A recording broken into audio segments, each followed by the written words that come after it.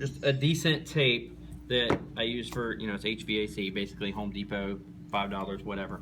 It's better than the $6,000 for this. So all we're going to try to do is we have multiple platters. We need to keep those aligned. You cannot separate one platter from the other and be able to get it to work again. So we need to keep them together. And I also want to be able to take this piece of metal right here out with the platter all together. So we would only do this. There's only one time we would ever do this, and that's the motor seized. If the motor isn't turning or the motor is fried and we hook up power to the motor and the motor does not spin, is the only time that we would be replacing and moving the platters to another one. So you need a donor drive that is the exact same one, and after I do what I'm going to do, we would have a second one that's cleaned out. We would put it over this and replace the motor basically by replacing the case. So what I'm going to do at this point is I'm going to take a piece of tape. I need about the length from here to about the edge of this piece of metal right here. It is also easier if the magnet is taken out because it gives us more space. So if this bottom magnet is gone,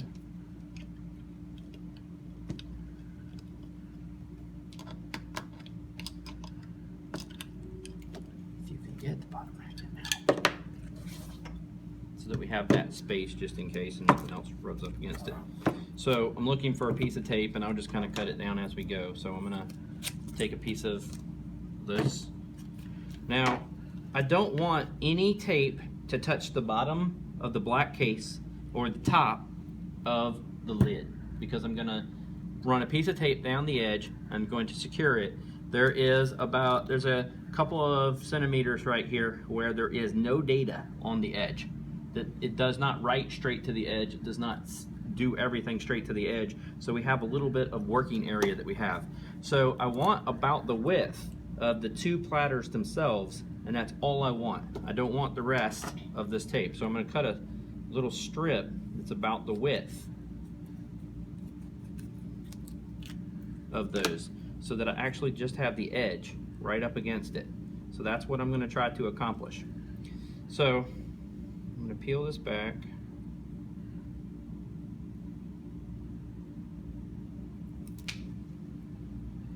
We're going to go, and I'm just going to secure. So these are not my fingerprints. This is somebody else's fingerprints. So, but for learning, it will be perfectly fine. So we're going to come up against the edge. Now, before I secure it, I want to make sure it's aligned all the way across. So I'm going to come all the way over to here, and then I'm going to come over onto the metal. And then I'm going to really be firm about pushing. Like, I really want it right up against the edge. This still may be a little bit too much tape because I really don't want it to get to the edge too much. I don't want it to kind of curl onto the edge. So I'm going to try to prevent that at least. Can somebody give me a pair of tweezers?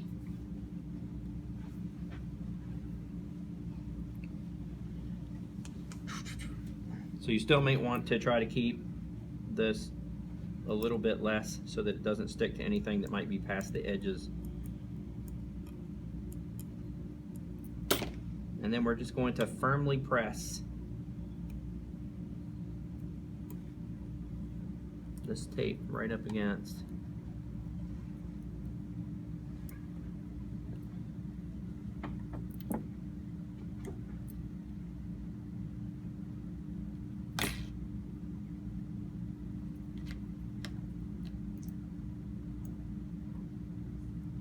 Which would have been solved by cutting a little bit thinner.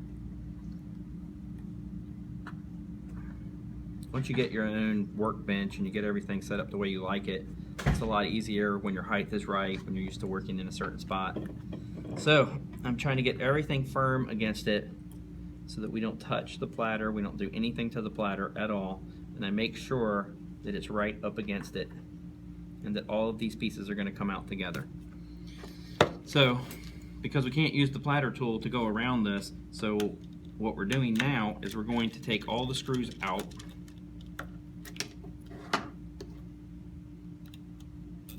Don't let it hit the platter.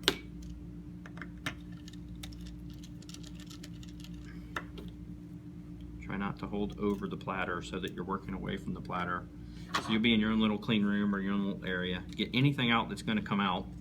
Sometimes these come out, sometimes they don't on the filters. Okay, so now that should be free and clear. Now the rest of it's going to be, we're going to have to try to get all of these screws out, leave everything exactly like it is, then immediately we're going to put the lid on and we're going to flip it over. So I'm going to line it up like this and get it ready. So now when you're doing this, you have to be careful too, because we don't have the edge of the coffee can that we would normally use for our platter removal tool, platter extractor kit.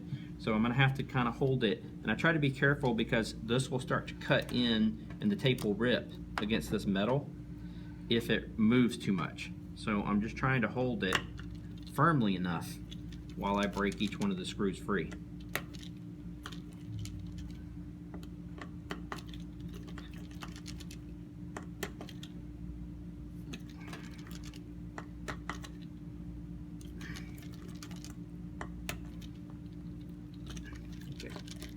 All right, now I'm going to back each one out till it's free.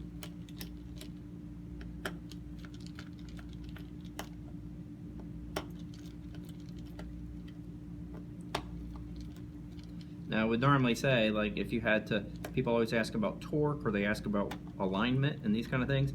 The problem is if you're moving to a new motor, your alignment's going to be completely different anyway. You may end up having to remove all these screws and move this thing. You'll see there's a little tiny notch right here. This little notch is also something that's kind of like on a tire of a car where you cut out too much metal. It causes it to wobble just a little bit. It'll be very, very slight. It'll be just enough that you might not be able to see it. So what ends up happening is if you can't get your wobble exactly right, or the head can't read anything even though you feel like you've got everything right, you back these out, you mark and you move one tick mark, and each time that you rotate your screws and move, it changes the balance. So what I'm trying to do now is I'm going to try to remove each one of these screws without whacking the platter.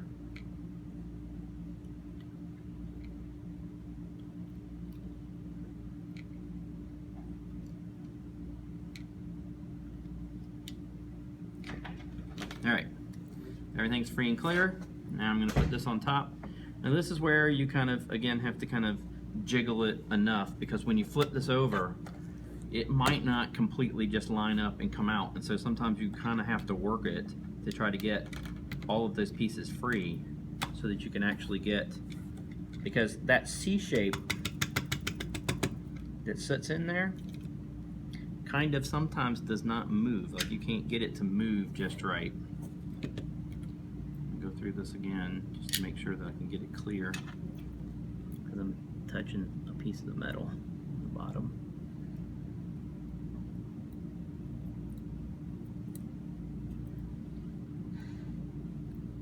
And keep in mind, the whole point is just to keep the two platters from twisting.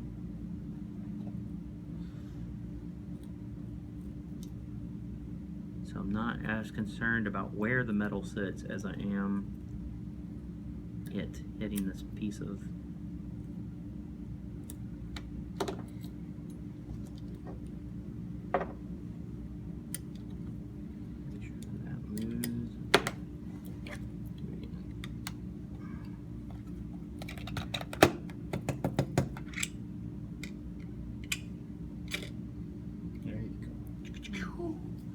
And so you do that twice, you throw the other one away, now you have a working motor from the donor that you've just done, and you'll see the platters don't touch anything. The platters, now this piece right here, I guess if you did enough it could probably screw something up, but as long as you keep it straight or you do something, somebody would hit that, just hit the stop button on it.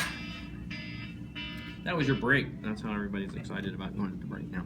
So now we're just trying to do everything we can to keep everything aligned when we would take the second one and we would put it back on. So I'm usually trying to make sure that I do not touch the motor to anything else on the platter. So I just want it to kind of go right over, look at my alignment, and then you're just trying to get everything lined back up again. And the hardest part is these little C-shaped things again, because they have a particular position that they go into the metal. I can probably work it a little bit.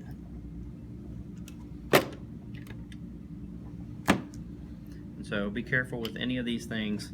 They usually won't do any real damage to it as long as you keep everything lined up. Those items are still going to be lined up, the edge of the platter is still together, and it will actually work. So when you screw all that back together, maybe not with his fingerprints on it, but it would normally still work. So that's still lined up, they still did not move or shift. And so the only thing I might have to worry about in a new motor is this alignment for this little wheel. So then we turn around and we do exactly the opposite, and then we put all of these back in.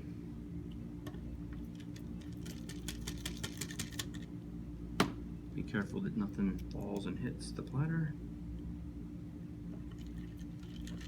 So I tend to kind of use this as the work area as I'm going around it, and I do suggest you wear gloves and do everything you can to try to keep your dead skin from hitting it, but in a demo,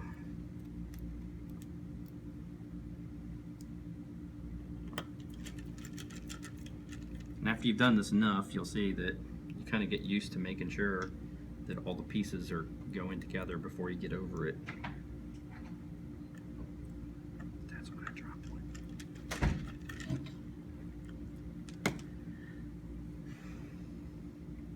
And then it goes back together. And then you just peel off the tape. And put these two screws back in.